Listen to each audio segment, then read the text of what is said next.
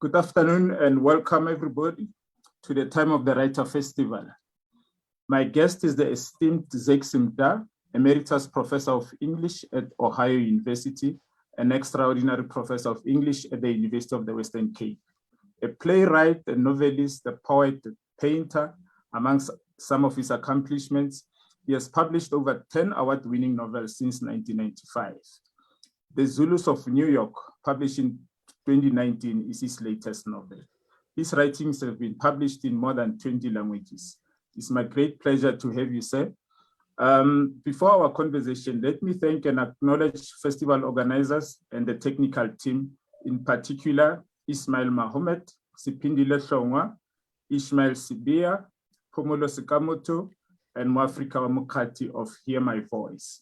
It is also my pleasure to thank and recognize the following sponsors and partners: the University of KwaZulu-Natal, the National Department of Sports, Arts and Culture, the KwaZulu-Natal Department of Arts and Culture, Amazwi Museum of South African Literature, the French Institute of South Africa, the Foundation for Human Rights, the National Institute for the Humanities and Social Sciences, and the Imbiza Journal of African Writing.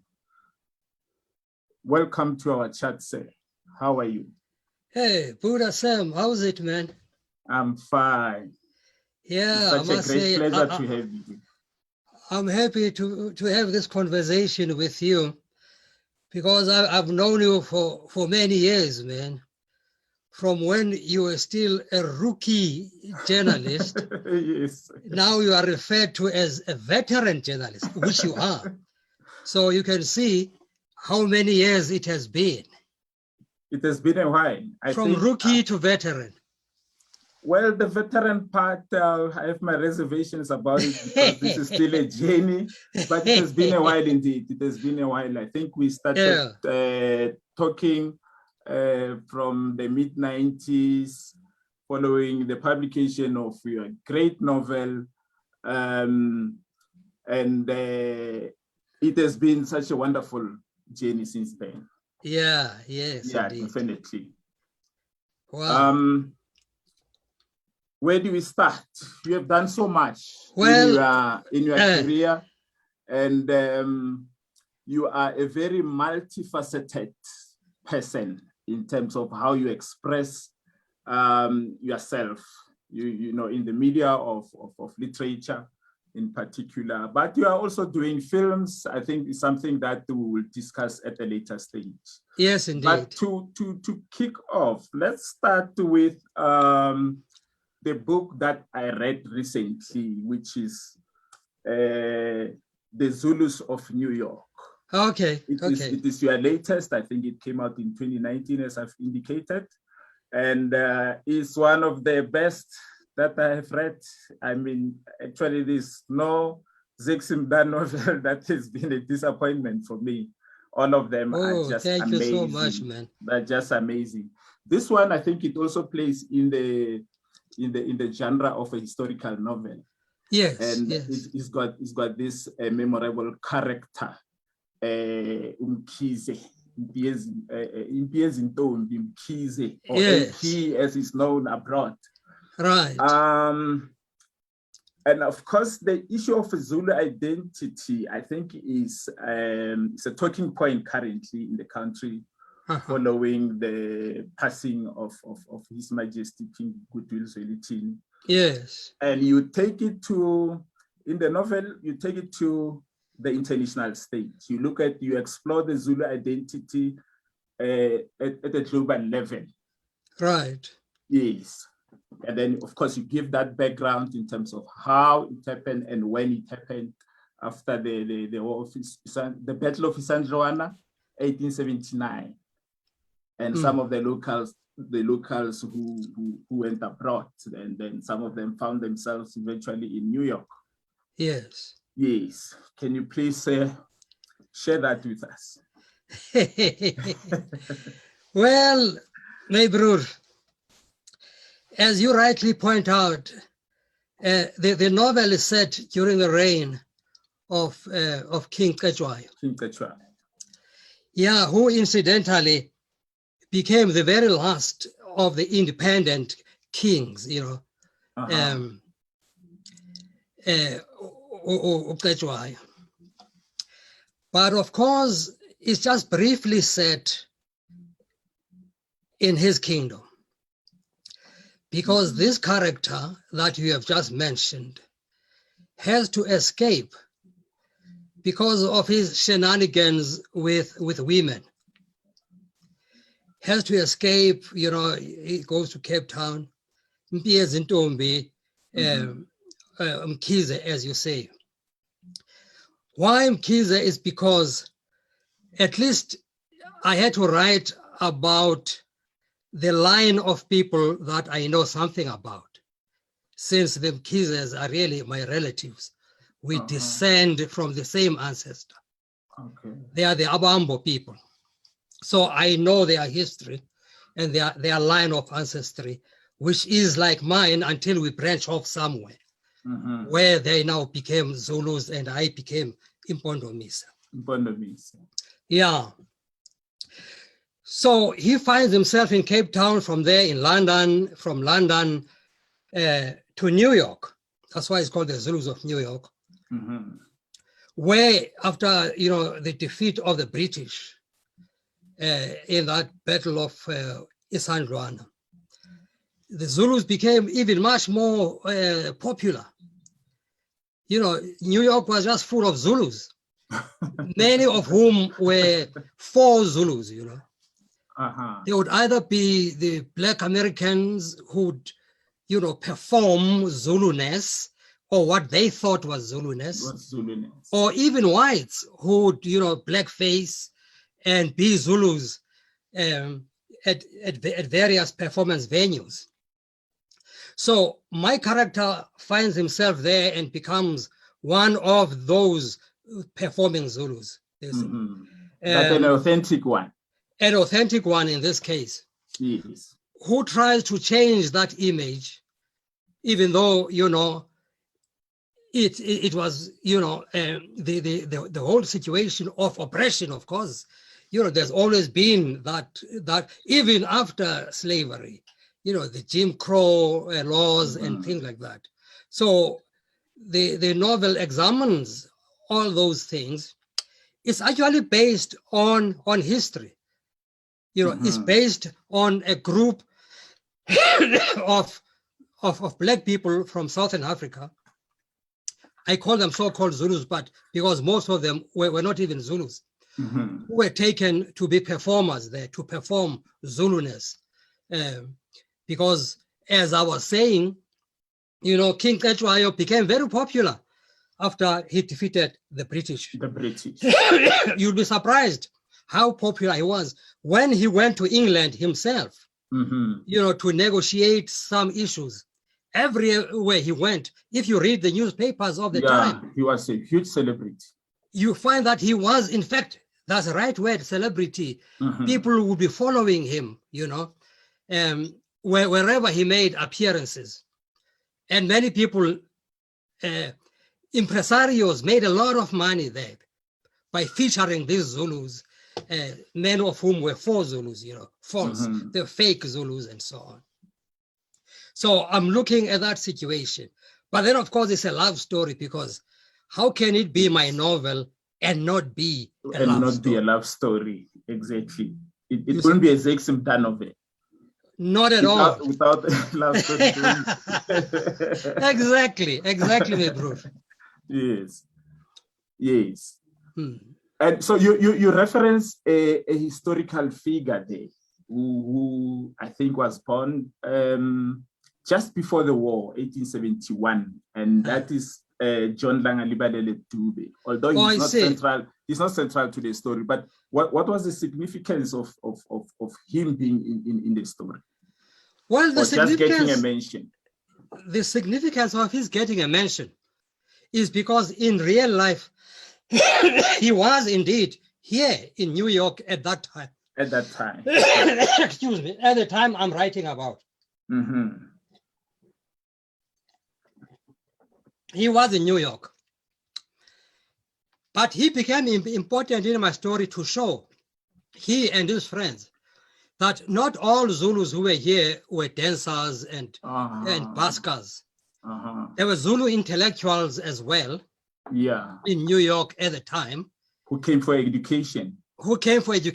Others as educationists, or Dr. Nombula, for instance, one of the earliest medical doctors in South Africa. They were all here at that time. And of course, they interacted with some of these performers, and he was responsible for trying to persuade some of them to go back home and rebuild not only the KwaZulu area at the time, but because now there was the South African consciousness to build South Africa. Yeah. And it's very interesting that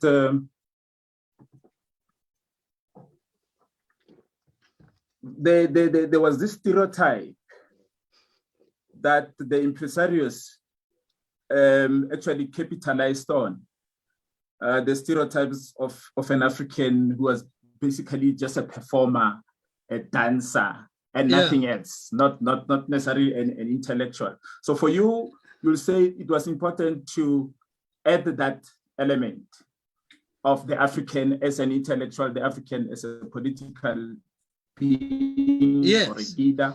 That is why when my performer character visits Langalibalele, there is a very political discussion there. Yes, I remember that. About each one's role, what their role really is or should be, in as far as the liberation struggle in South Africa should be. Yeah. Okay. And we are obviously in Human Rights Month, March. Just, I think, 2 days before Sharpeville Day. This is another theme that you explore in your other book of nonfiction, Justify the Enemy. You explore a lot of issues there in Justify the Enemy, but for me, what really resonated instantly was issues around social justice, issues around culture, issues around social identity, and also shifting identities. But also you mentioned the challenges that are faced with artists. And we have a peculiar situation today at the Market Theatre, where musicians of these artists, actually in general, have decided that we've been having this problem. We are not being respected by the political authorities, and we think we should be heard and we should be seen. But more than anything else, we should be respected and treated humanely. And our money should not be stolen. Yes, the public funds should not be stolen. And that is the main thing, Today, I think, is day 17. Yes, I actually heard, I've been following that, fortunately, because even when I'm here, although you have not asked your question yet, I'm sorry. I've been following that, you see. You know, when Eugene Mthethwa chained himself at Samro, when people like Swongile Mngoma, you know, are leading, you know, this struggle and are sitting in there at NAC, and even in the Free State at Parkhoffs, there are similar sit-ins. But then I preempted your question. Well, I think you have answered it perhaps partly, because I just wanted you to share your views on that. Well, I mean, I am in solidarity with them.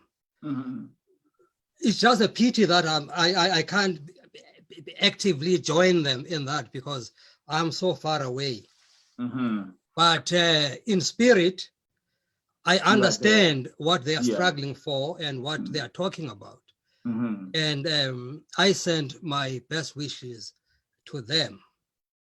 And this has been an ongoing problem for many years. Yes. Do you feel? Do you think that perhaps artists haven't been really lending their voice to these issues? They haven't been vocal enough in terms of challenging the injustices? Oh no, artists were more vocal than any other profession. During the apartheid period, you remember Yes. that? Yes. It was the artist who used his or her art as the weapon for the struggle. Yes. When the media was banned here by the apartheid government, in other words, when they were not allowed to publish or publicize images of the struggle that was happening here, it was the artists who recreated those stories and took them abroad in the theater houses of the world to educate the world what was happening here. What was happening in the country. Who supported, the cultural boycott, the disinvestment campaigns that were happening around the world. And that contributed a lot in the liberation struggle. Because the struggle was fought in many fronts, The struggle was fought internally through strikes, through demonstrations and so on. But it was also fought outside by persuading the world to cut ties with the apartheid government. You see? And those campaigns were very crucial. Artists were completely crucial in all those campaigns. No, that's for sure. And in the process, they suffered. Artists were censored, writers were censored, they were detained, they were murdered, which is something that is still happening today. That was during apartheid. Post-apartheid, I think things changed a bit because I think there was also a feeling that this is our government, we need to give them a chance and all that. But now we are seeing disturbing signs. That we are reverting to the old situation that we thought we had overcome. We find that, in fact, the struggle continues. We have not overcome yet. You see, we shouldn't be lulled to sleep. You see, only the complexion of the oppressor has changed, but we continue to be oppressed. The suffering continues. The suffering continues, yes. The funding model, it has been proven that it's not workable. Because of what we have already indicated, the corruption and people. That's the thing. This corruption thing, man. And of course, what is the alternative? I do not know. I mean, if I had any answers, you see, I would have presented them long time ago. But the artists themselves, those who are sitting in there and who are chaining themselves there, have the answers. They know why they are doing it and what the alternative should be. At this point, you see, whatever pertains is not working. It is the corruption, as we have pointed out, but also, of course, favoritism, which is part of the corruption. Which is part of the corruption. Whereby a certain group of artists will be favored and will get everything, perhaps because there are kickbacks somewhere and all that. Because, I mean, we are an absolutely corrupt state, No, definitely. And then where the bulk of the artists out there in the townships and elsewhere, don't get anything, don't get any support whatsoever. You say that? That's true. We need to restructure the whole thing. The whole thing, the whole system. It should be overhauled. Overhauled, but the problem is, you see, you are overhauling a system for artists which operates within a bigger rotten system. So I don't see how this one for artists can be overhauled without overhauling every entire aspect system. of Yeah, of our body politic. because it can't be done in isolation. Yes. It can't be done in isolation. Yes, sir. And as an artist, as a writer, you have expressed these concerns over the years. We have examples, for instance, your play, We Shall Sing for the Fatherland, which opened at the Market Theatre back in March, incidentally, the 22nd of March in 1979. 79, oh my goodness. 1979, it had a run previously at Deep Kloof Hall, I think in February, before it came to the market. And it looks at the life of the veterans of the liberation struggle who are now marginalized in the new society they helped to bring out. It is the most enduring of my plays and continues to enjoy revivals by various groups in South Africa and abroad to this day. In post-apartheid South Africa, they call it prophetic because the marginalization I was writing about has come to pass. That is what you wrote in Sometimes There Is a Void, Memoirs of an Outsider. And of course, that was before us. That was before 94. The setting was somewhere, but in an African country. And of course, as you indicate, it has been regarded as one of your prophetic works. And of course, there are other examples. Currently, we have The Mother of All Eating, which was first staged in Lesotho, Maseru, in 1992, almost 30 years ago. And it is currently running at the Market Theatre as we speak.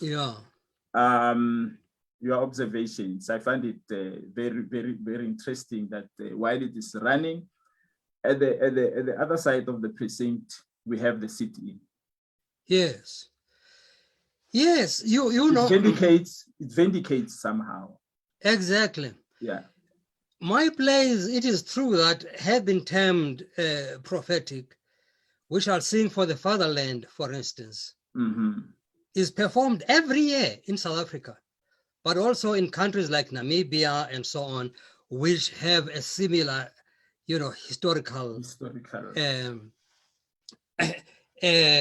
past, So every year, if you go to these various festivals, you go to Grahamstown, you'll find there'll be some fringe performance of We Shall Sing for the Fatherland. And precisely because it speaks to the times. Even though I wrote it during the days of apartheid, as you point out, it was first performed. I was at high school when I wrote We Shall Sing for the Fatherland. I was at high school in Lesotho at Bega High School. So it's long, long before the 92 performance that is written there, that I suspect you saw at Deep Kloof Hall. Because, it's set there for more than 10 or 20 years before. Well, I wasn't there. I didn't see the one. Oh, you were not there? I wasn't there. No, I was still very young. I thought you were a groot man, so you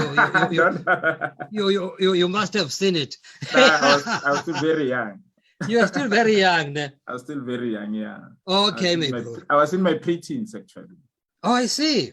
Yes. But anyway. That is what is recorded in your books. That is what is recorded, yeah. Yes, it's recorded. This is the copy. Yes, that's what is recorded in the copy. Okay. Yes. So anyway, that play then continued to be performed because it speaks to the time, even though it was written more than 40 years or even 50 years ago when I was a high school student. Because I was looking now at a post-independent country. It was informed, of course, by my political ideology at the time, which was very, very socialist in nature. And therefore, I was looking at the two systems, you see, and I that, in fact, if we follow this particular kind of system, then, of course, this is what is going to happen. The poor will continue to be marginalized. They'll continue not to have a place in the economy of the country, This other one you have mentioned, mother of all eating, is also looking at corruption in a newly independent country. And it was written more than 30 years ago when I was in Lesotho. I was actually writing it for an actor there in Lesotho called Gonzalez Scout, for whom I used to write these one-man plays. Then he would perform them in Lesotho there and also overseas in Scotland, the Edinburgh Festival, in Durham, in Northern England, and so on. You see, and its revival after this time of liberation, where you find that it speaks to the time.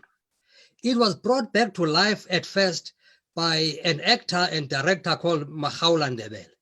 Oh, yes. He's the one who is responsible for its current popularity, to the point that now many theater groups are doing this play, because it actually speaks to today's corruption. Our times.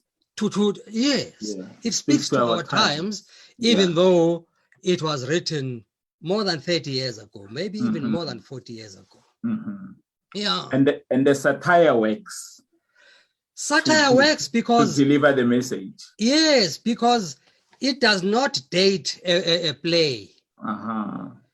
You might find that the events I might have been talking about, they have long passed, but similar events are there now, which the satire continues to address. So you are quite correct there by pointing the strength of satire. Yeah. No, I'm looking forward to watching it again, because there was a version that I saw about 10 years or so ago. But I'd love to go and watch it again before it ends on the 11th. At the Market Theatre. At the Market Theatre. I'm told it's going on there until sometime mid-April or so. Yes, until April. Yeah. Yeah. And of course, you have had a long experience with publishers. Yeah. Since you started, particularly as a novelist, and some of the issues that you address are found in your memoir.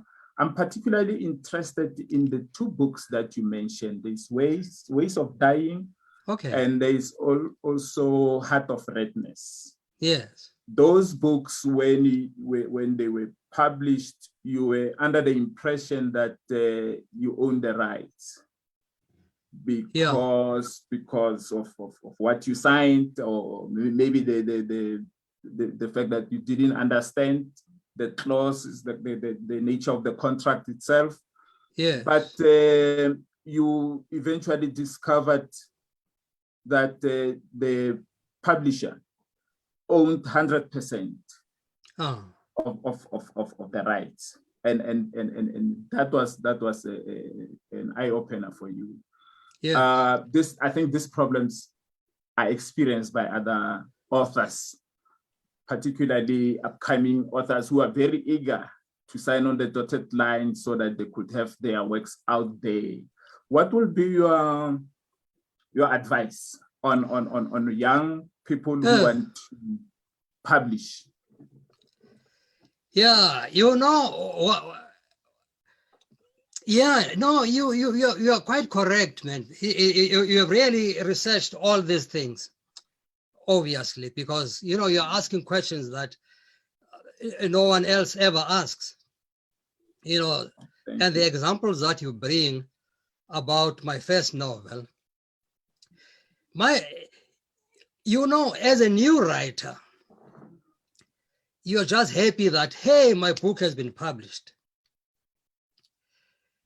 The fact of being published, to the extent that, well, during our days, you don't look at the contract, the nature of the contract, the terms of the contract, you see.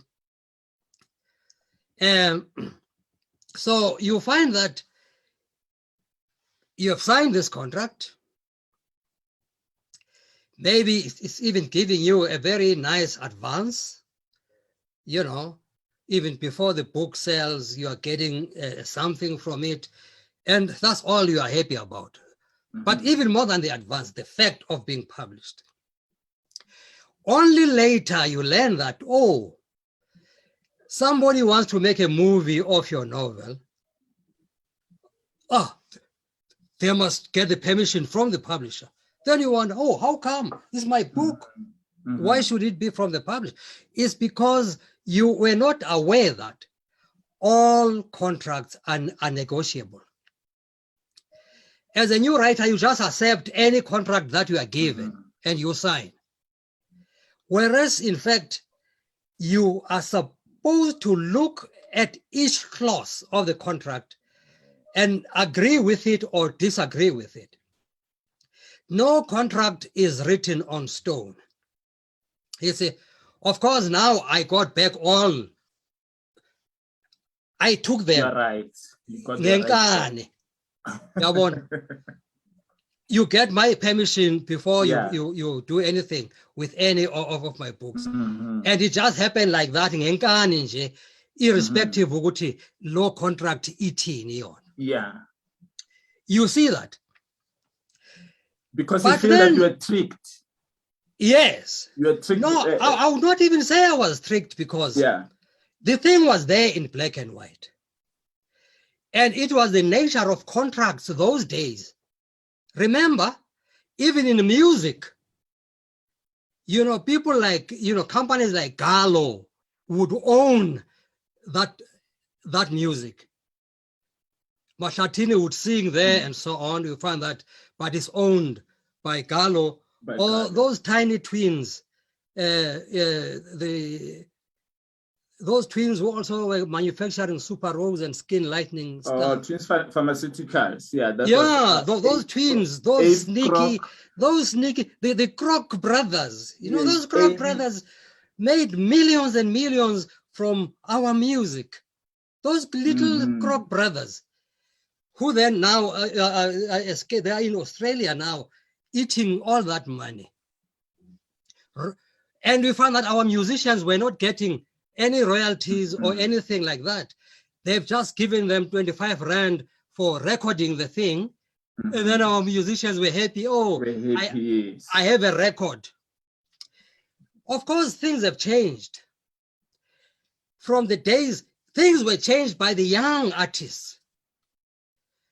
You find that today, for instance, it started with the Kwaito artists who became business savvy. And then, you know, they own their own music, they own their rights and so on. And some of them own their own labels. Yes. They are their own publishers. You see that? The Kwaito musicians mapped out that route that you can own your own art. And writers have followed suit now. That is why you see writers like Simpiwe Mahala, for instance, who then establish their own, you know, distribution channels, their own publishing channels, and so on. You find people like Nick Mhlongo, even when they are published by some other company, they take hold of their own distribution of their books. Responsible for their distribution. You know, selling them from the boot of the car. Where did they learn that? They learn it from Kwaito artists. Who used to sell their albums from the boot of the car. So now we find a new situation where artists are much smarter than we were. You see that? Who then, there are still those who are still being cheated, of course.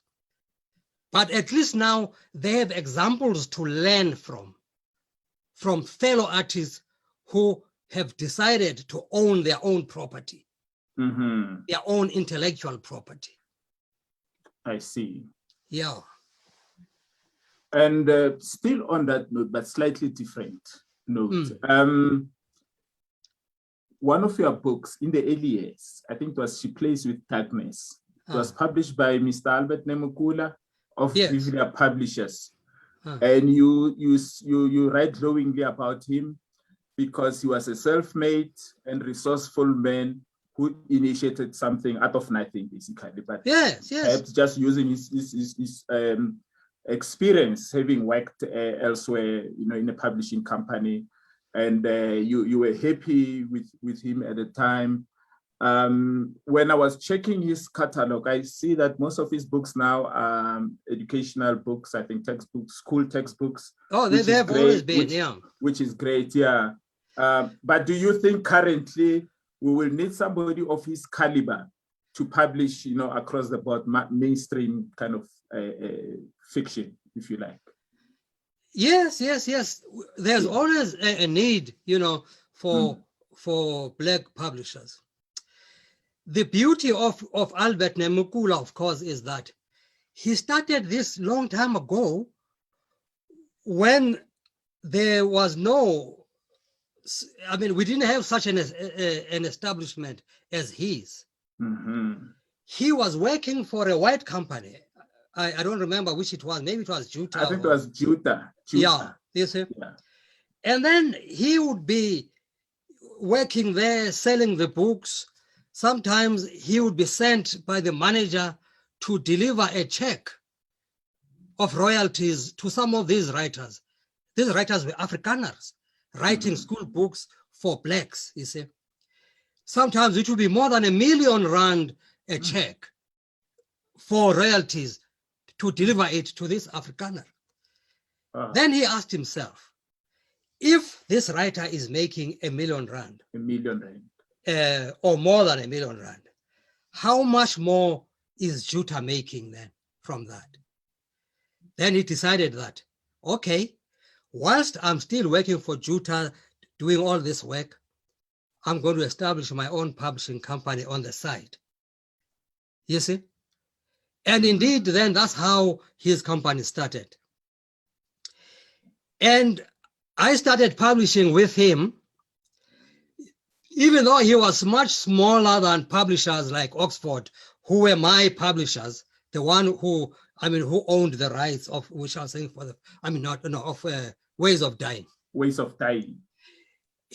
Namekula was still a smaller publisher, but who had cornered the market, the academic market at the time. Mm-hmm.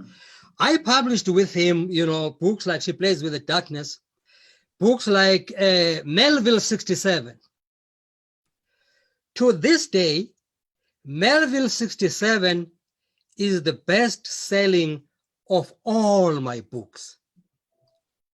Every year, I know that I'm going to earn a sizable amount of money from that book because of Nemukula.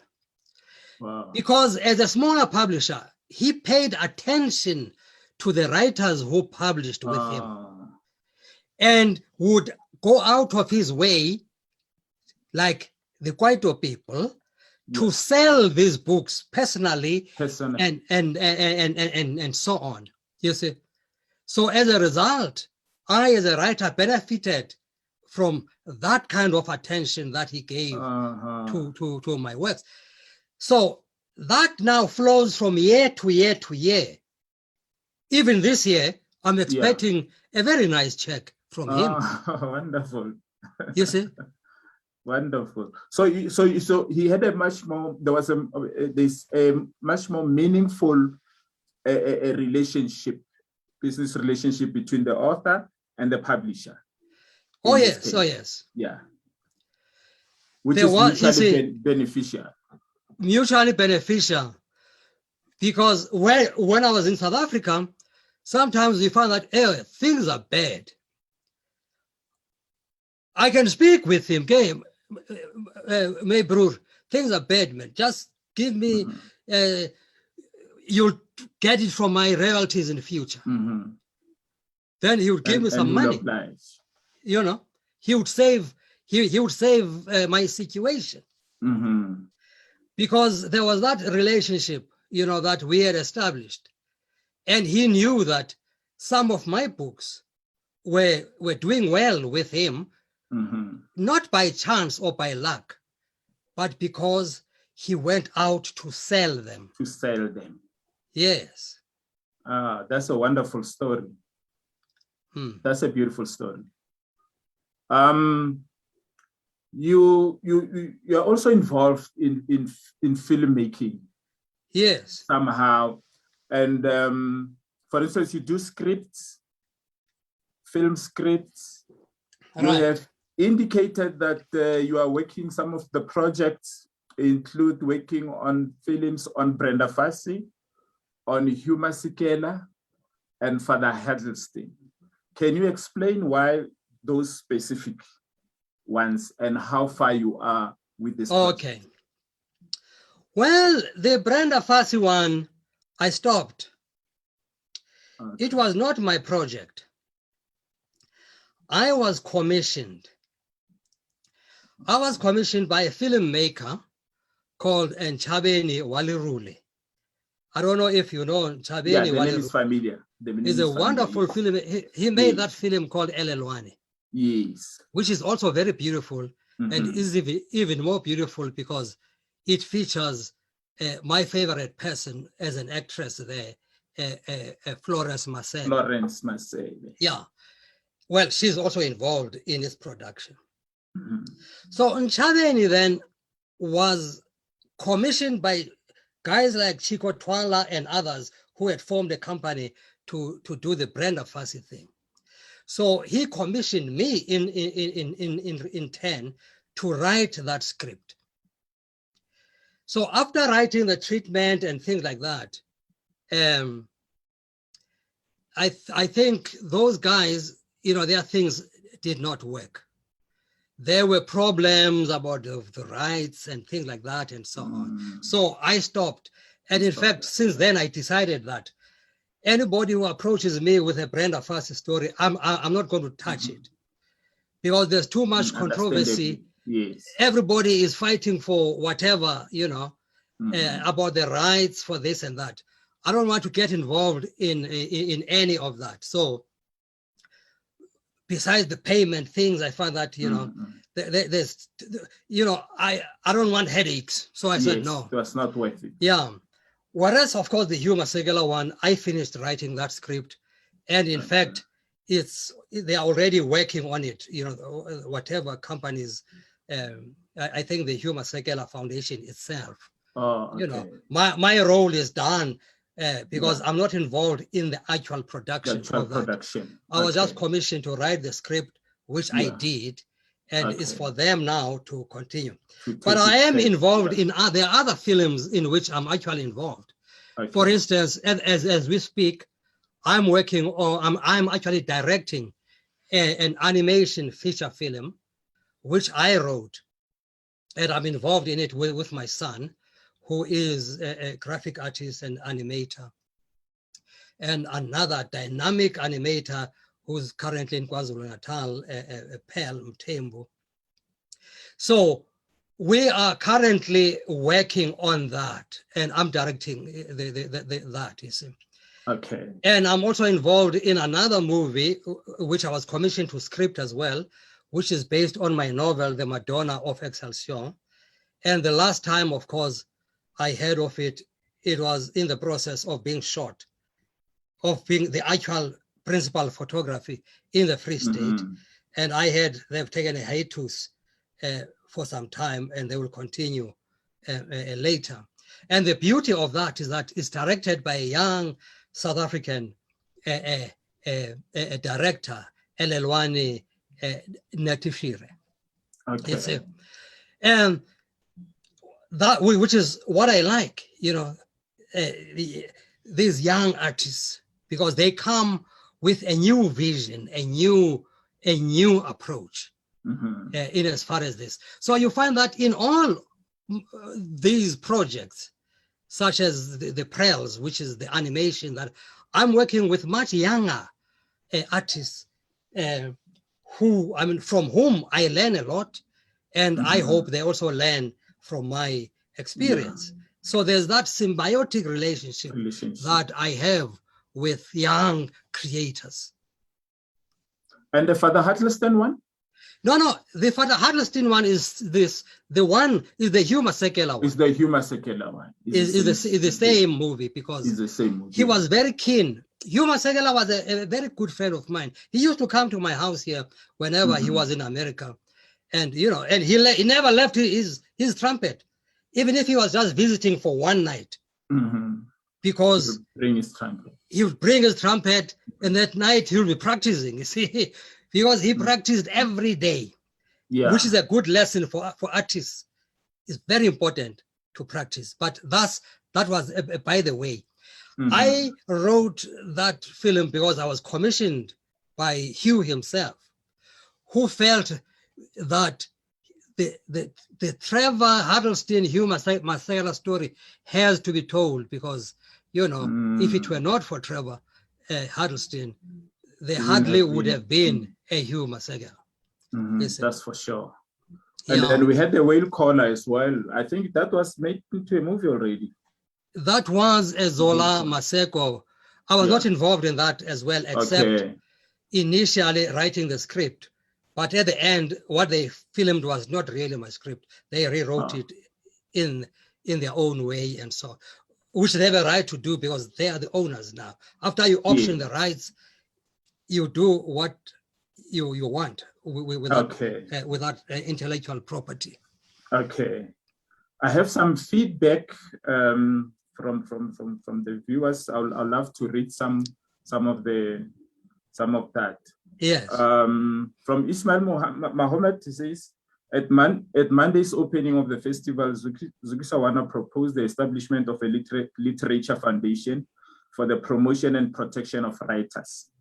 Can Professor Mda share his thoughts on why such a foundation would be valuable and what its key functions should be?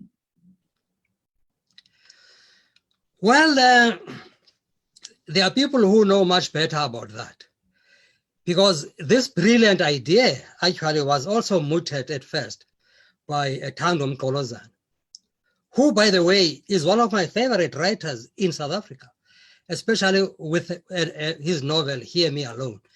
And it's a novel I don't hear people speak about a lot. But for me, I think that's one of the very, very best works to ever come from South Africa. Very imaginative work, you know. But anyway, you know, that proposal is very important in that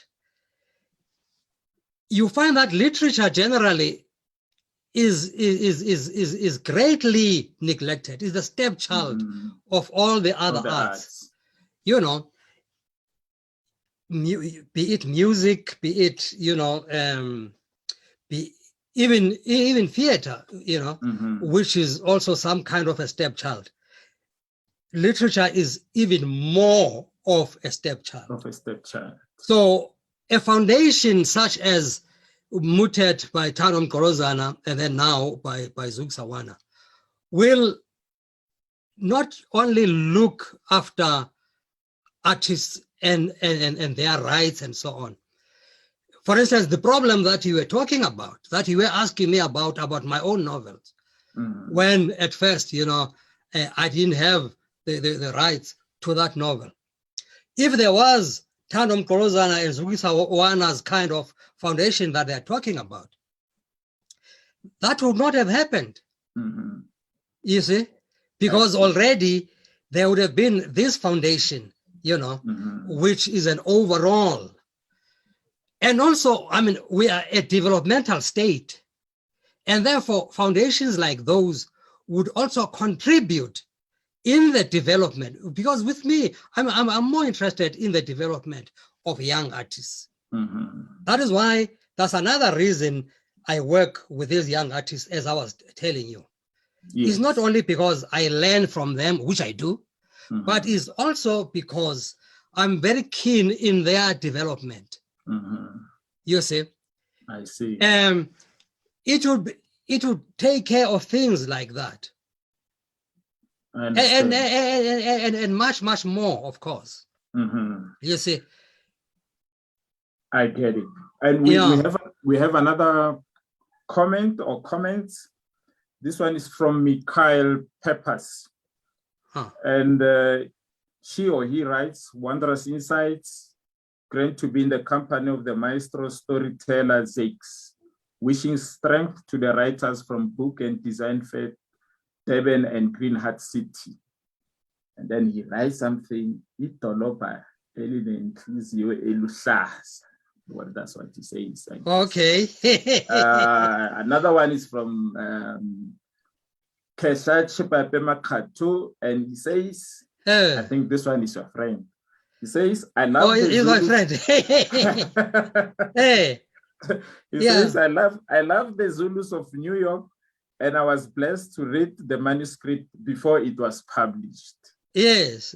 Your comments on that? No, he's telling the truth because he's a painter. Yes. You might not know, Sam, that I'm a painter as well. I know. Yes. Oh, you know. I know. I've mentioned that in the introduction. Oh, you did? When I was introducing you. Yes, okay. No, you are quite right. These are my paintings that you see in the paper. So Ketla is a painter. He's one of the young artists I'm talking about that I work with. Yes. And we have worked together. Sometimes he has come to America here in Cleveland. Then I'll drive over there to where he was attached to some establishments. There's a gallery that looks after his work there because, you know, he has established himself here as well. And then we would paint together. You know, we do joint works, what I call jam session. Jam sessions. Borrowing from jazz, where we wear the canvas and then we just paint.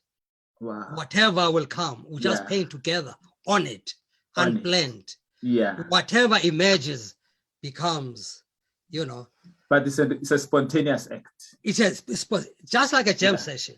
Yeah. Just like a jazz jam session. It's spontaneous. So, he had a question. What was his question? Now I was excited. Well, I think you have answered that. Just a comment. There was no question actually. It was just a comment. Oh, I see. And, yes. And I've exhibited with him, you know, sometimes. Oh, yes. In Polokwane, for instance, and those exhibitions were organized by him. So he has carried me on his big shoulders. That's why I'm saying I learn a lot from these young artists. From young people. And we had even planned more exhibitions, and then this COVID thing came. The COVID came. And messed us up.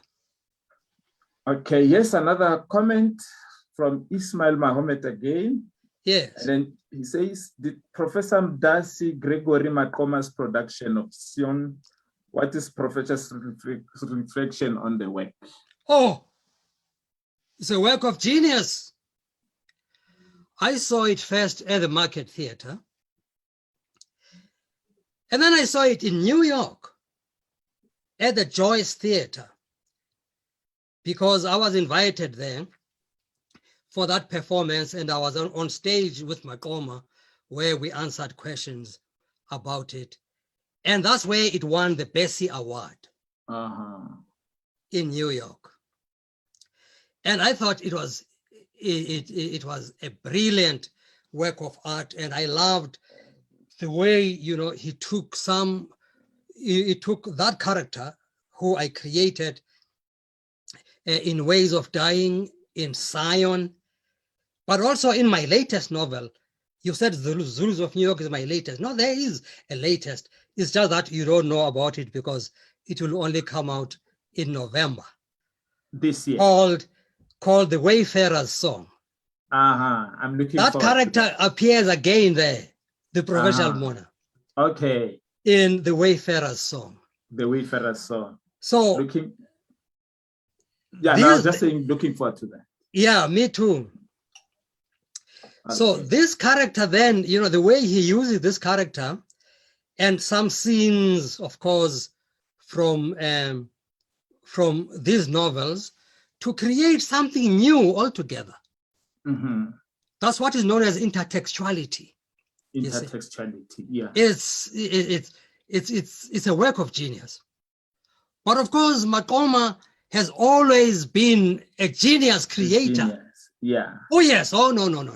When Makoma is in America here, my wife and I and our daughter, who's also a dancer, my daughter has danced all over in Ghana and so on.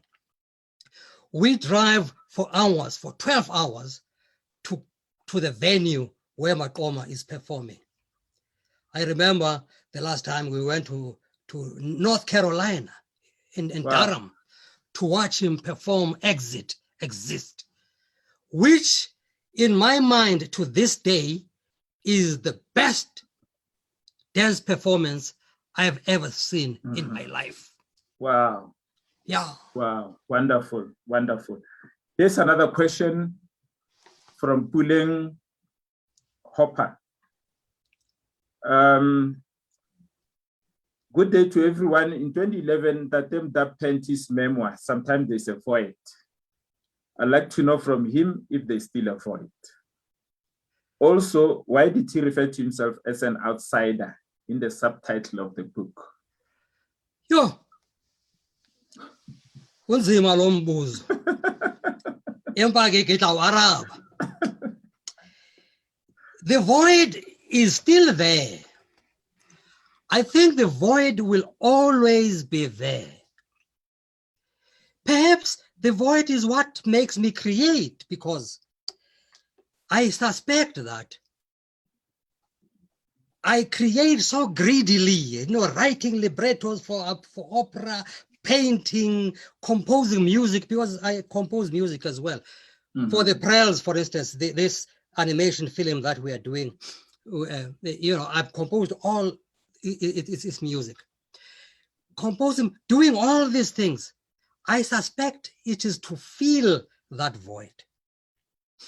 You create a work of art to fill the void, then the void is filled. But then it's going to appear again, that void. And it demands to be filled. It demands that you create something to fill it. You see? Okay. I have analyzed it, psychologically and so on, but that would take us the whole year. Yeah. And you see, that void, because it's something that happens to many artists. I'm sure you have heard that many artists, writers, and so on suffer from depression and anxiety and so on. That's part of all that. You see, it's part of I can name creative spirit.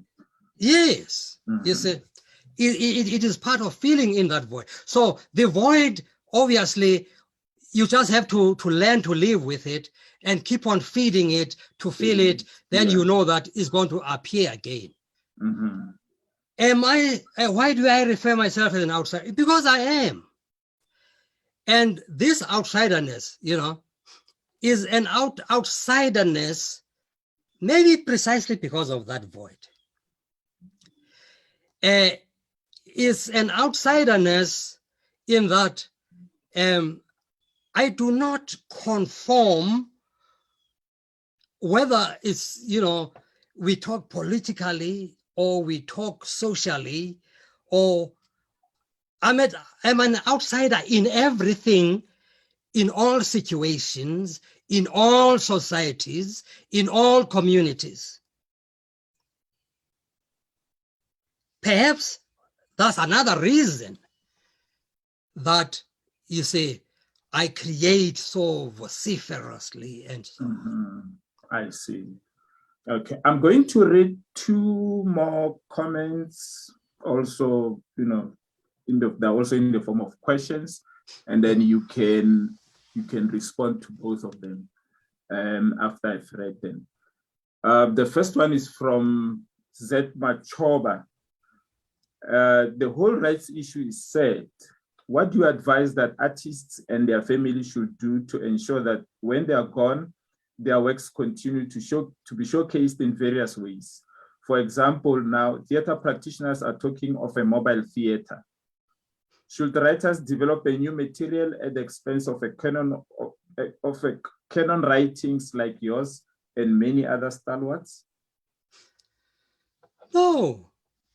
Developing new work is not at anybody's expense. Yes, we need to continue to create. Creating new work does not replace old work. You see? Never mind. Old work will survive on its own if it's good enough. Remember, you see, I must stress that it will survive on its own if it's good enough, because Mhm. there will always be the need for it. Mhm. But when you create new work, it's not at the expense of our work. It is essential, it is necessary to have new work all the time. All the time. A Just lot to of it create. will be mediocre, which is what happens in all situations. Mhm. Some of it will be excellent, Will stand out. will stand out. Mhm. But there won't be excellence if there's no, mediocrity. yes, because excellence exists precisely because there's Because mediocrity. of this mediocrity So mediocrity is essential in life. in life. And Lorraine Sitole, she writes, knowing and understanding your rights as a writer is so important. I think she's referring to her previous comments on the rights issue. And then she goes on to also write that niche and indie publishers have greater flexibility because their production projects tend to be smaller and are able to pay personal attention to any given title. I think you also addressed that when we're talking about Mr. Nemukula. Yes, yes. I think we can go, yeah. Yeah, no, I actually add? agree. I agree with that. That is why I've also played a role in that niche kind of publishing and that niche kind of self-publishing. You see, when we started as writers and so on, self-publishing was scorned upon because if you are self-published, it means that you are not a real writer. Or you want to produce quality. Then quality and so on. Whereas you can be self-published and have quality. It's very important. Quality is important, by the way. You know, I myself have self-published from time to time. For instance, my novel titled Rachel's Blue. I wrote this novel when I had another new novel that had been published. And therefore, there was no publisher who was going to publish it at the same time where my novels will be competing. But at the same time, I felt, no, this novel, I finished it. It won't just sit here. Let me self-publish with, but it was online only with Amazon. And that's what I did. And for a year or two, that book existed only as a self-published book on Amazon. On Amazon. Later on, then some other publisher in South Africa picked it up. I think it was Kwela. Was it Kwela? Maybe it was. And then another one in India picked it up. They picked it up from the Amazon, the online public. So they decided to publish it for a wider hard copy distribution.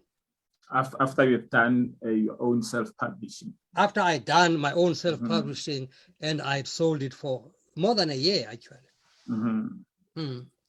And on a lighter note, you, of course, are known as Zakes, Professor Zakes Mda, but there's Kizito. I'm not sure if the pronunciation is correct. Kizito, yeah. Kizito, and of course there's Gacheni. You indicate that Kizito is Ugandan because you were brought up in a family where you were taught Pan-Africanist values. So it was important, I think, for your parents to give you a name that reflected that. Yeah. What exactly does it mean? If there's any particular meaning. Yeah. My father, of course, was a Catholic and a Pan-Africanist, as you rightly point out, And up to this day, he's regarded as the founding spirit of the PAC. Of the PAC. He's the guy who wrote this, you see, this book. What is its title? Yes, Africa's Cause Must Triumph. Yeah. Which has been edited by Luanda Gamsumza and Robert Edgar. This is a collection of my father's writings, where he expounds on his philosophy of African nationalism and so on. But also where I discovered that, hey, this guy started writing, has been writing, was first published when he was still a teenager. Because some of the articles in this book, and the most impactful articles, for instance, on language and literature, is why it is essential to have literature in isiXhosa and in other indigenous languages. He wrote that when he was 18 or so. Wow. It was published when he was 19. And it's an article which is used today, today, in support of publishing in African languages. Okay. Can we quickly have the title again? Africa's cause must triumph. Yes. And is it available locally? Oh, yes, it was published locally. It was published in South Africa. Okay. By locally, I mean in South Africa. In South Africa, yes. Yeah. It has his biography here written by the same guys, Luyanda Kamsumza and Robert Edgar. And then his own writings. The bulk of the book is his own writings. Yes. I came to talk about this because... Yeah, so because of the Kizito name. Oh, Kizito, oh my goodness. You see, I digress. That's the no, problem. But you're not digressing, it's part of it. That's the problem when you interview an old guy. An old guy wants to talk on and digress. Hey, you remember when I was in that war and so on. I have war stories to tell. I love the passion. But anyway, Kizito then, well, my mom, when I was born, then of course I was supposed to be baptized. Then the white priest said, no, you must name this child a name from the Bible, or,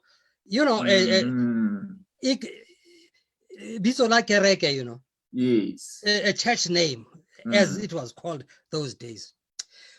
But my father resisted that. He said, no, I would rather give him an African name from Uganda, from the Baganda people. Kizito means it is heavy. And those were the saints, the saints of Uganda. Yeah, it is heavy. My full names are Zanemvula Kizito Gatyeni. This Zakes thing, I got it in the streets of Dobsonville when I was growing up there. Because Zanemvula Kizito is ZK. Yes. ZK, ZK, that's how you studied. Yeah. ZK became Zakes. ZK, Zakes. And it also helped that during those days there was Zakes Nkosi who was playing the saxophone and so on. So that became my name. I merely kept it now because of nostalgia of my life in the streets of Dobsonville. You see, that of course I can use it as my pen name. Although of course for a long time I wanted to go back to Zanemvula as a pen, in my books, but it was too late. But is the name is the name of the streetwise? You got the name because they thought you were streetwise. Yes, street, yeah. And a gambler of sorts. A gambler and a gangster. A dice thrower. Yes, that's why even now, they still call me an OG, original gangster. No. I'm in awe. Yeah. Great stuff. COVID, of course, this messed us up. Oh, yeah. Personally, how has that impacted on your writing life? Has it inspired any ideas for future projects? Can we talk about that? COVID. This COVID thing, man, has devastated many of us. Many of my friends, died, Sam Phillips and all that. And Reverend Sonti and Stex. I've suffered a lot of loss because of COVID. But I've also gained a lot. Okay. You see, because of the lockdown, Normally in a year, I'm traveling all over the place. I'm in Europe. I am, there are literary festivals. I'm in South Africa many times. Actually, almost every month, I go to South Africa. As a result, I don't write that much because of these travels. But because there was COVID, there was a lockdown for more than a year. I became very productive. The songs that I'm telling you about that I composed for this animation film feature were all composed during this lockdown. As I'm sitting here, I compose these songs. I send them to a DJ in Johannesburg, DJ Raps.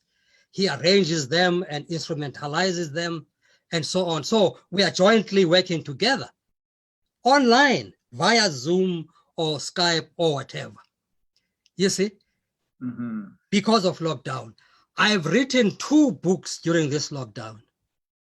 The Wayfarer's Song, another one, Arula, which is on the looking at the history of the ancient African civilizations.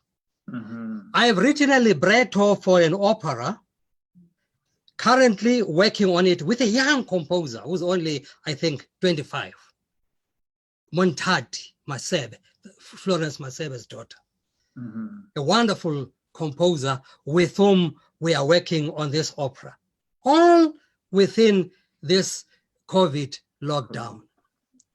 I've painted many paintings and so on. So you see, the void that you and your reader were asking me about, because of the lockdown, there's a bigger void. Then I have to keep on filling it, creating this, composing a song, writing a poem, painting a picture, writing a libretto, and then and all that. Yeah. Oh, great stuff. There's another comment as we approach the closure of our session. We've got about three minutes or so. This one is also from Ismail Mahomet, and then it says, where will Prof wants to see the Time of the Writer Festival go in the next 3 years? It has been running for 24 years, by the way. Oh, yes. Yes. I love this festival. I love it a lot. And I've participated in many editions of it. It's over the years. And I was actually grateful to Ismail Mohammed that they invited me again this year. You see, indeed, I would like to see it grow even more without losing its uniqueness. Because there are many festivals in the world and in South Africa. So it's very important that we have a festival like this. You see. One thing wonderful about it, which I don't think it is possible for it to happen this year, is that during this festival, and we are in Durban, then we are able to go to schools and hold workshops and talk about our work and so on, and inspire young writers. Remember, I told you, Maybroor, that for me, I'm much more invested in the development of young artists. That is why, for me, any event that takes us to schools where, and to places like that, and has room for young talent and its development, I am for such a festival. Oh, great stuff. So I hope it will grow from strength to strength.